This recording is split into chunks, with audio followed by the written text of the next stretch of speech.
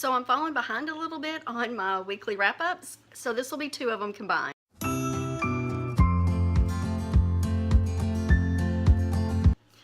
Hey y'all, it's Jen and welcome to my channel, Ifers Inklings. This is going to be my weeks 4 and 5 wrap-ups. I've read 3 books in these last 2 weeks, and so let's dive into those. The first one I want to talk about is Meddling Kids by Edgar Quintero. This is a adult fantasy mystery, and going into it you have the feeling that it's going to relate to the Scooby-Doo gang. And so going into it, that is kind of what you are looking at and kind of the feels that you expect to have. I'm going to have a full review on this, so I'm not going to get too deep into my thoughts, but I did enjoy this book. I gave it 1.5 stars, and half of those stars was because of the dog. The writing was awful. It was very disjointed. It jumped around a lot between formats, between narrations, and what I mean there is I believe that at one point that we had all 3 of first person, second person, and third person narration, and then at random times it also jumped into a play format with stage directions and everything. It was awful. And I listened to the audiobook, so I can't imagine how distracting it was if you were actually reading the physical book, because the audiobook of it was awful. There was also some offensive content in it, and I'll get more in depth into that with my longer review. The first 10% of this book, we are introduced to a character who is just a sub-character at the mental institute that one of the main characters is at. This person is introduced as being a hermaphrodite.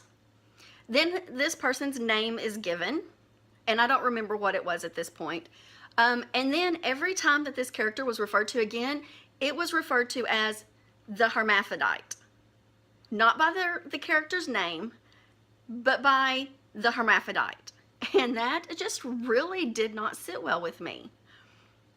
There was some other things in there that were just kind of offensive in those regards as well. There were some statements that seemed very homophobic, and there were some statements that were very not flattering to women. So that's all I'm going to say on it. We're going to move on to the next book. The next book I finished was the only book that I finished for the winter biennial bibliothon. I didn't do very well on my challenges for it this time, but I did read the group read, and that counted for 2 challenges for me, which was read the group book, a book you've never heard of before. And this was Otherworld by Jason Segel. I listened to this audiobook and I really enjoyed it a lot. I gave it 4.5 stars.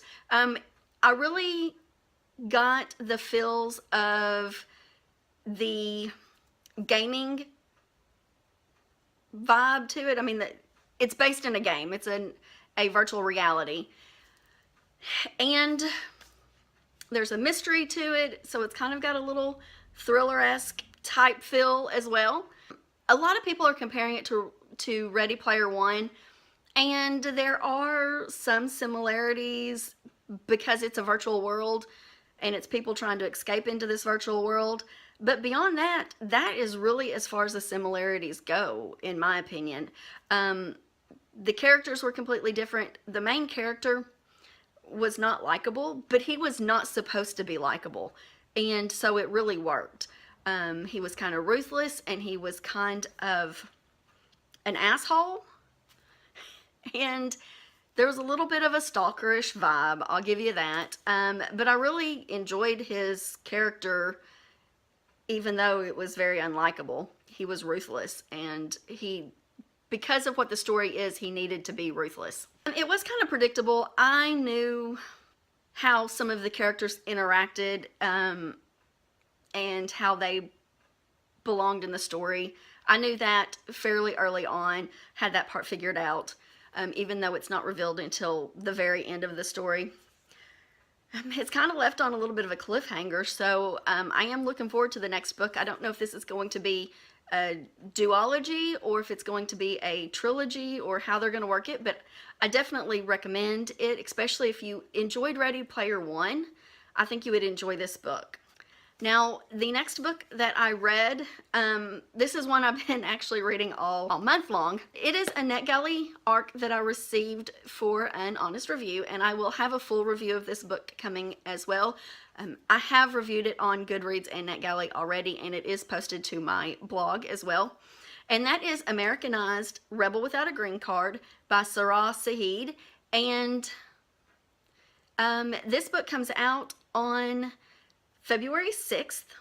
It is a young adult memoir that follows the life of the teenage years of Sarah. I really, really loved this book. I gave it 4.5 stars, and on Goodreads I did round it up to 5 because typically I round down for Goodreads, but I just couldn't bring myself to rate this a 4-star book because it wasn't. This was everything that I look for in a memoir. It was funny, it was engaging, it was informative, and it kept me intrigued. And Sarah's family came to the United States when she was 2 years old. She was considered an undocumented or an illegal immigrant, and it took her 26 years to become a fully naturalized citizen.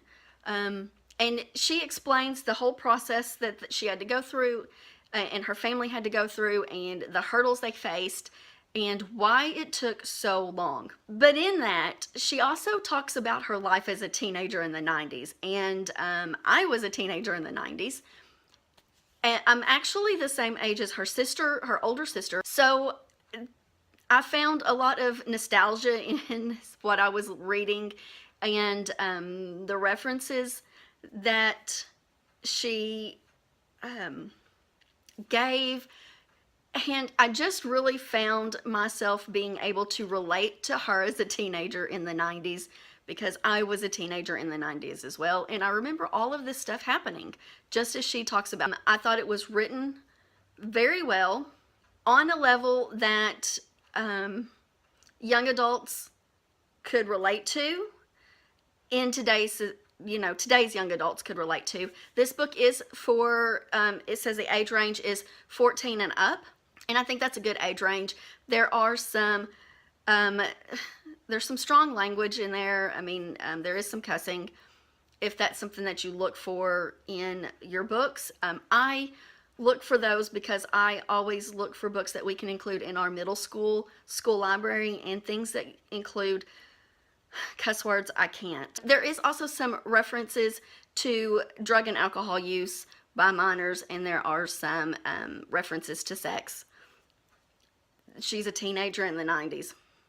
That's where I'm going to leave it at that. But again, I gave it 4.5 stars, and be sure to look for my full review on it coming up later. Alright, so all in all, I had a great reading month in January, the first couple of days of February, but my January final stats were 7 books read. I had all of them except for one was 4 stars or above. And then my one that was below that was 1.5 stars, and it sucked. So that does it for my weeks 4 and 5 wrap up of 2018. If you've enjoyed this video, be sure to like and subscribe. And if you've read any of these books, let's talk about them down below. If you're going to read any of them, let me know that as well. I'd be interested to hear your thoughts on these books, whether you've already read them or whether you read them in the future. And as always, until next time, bye.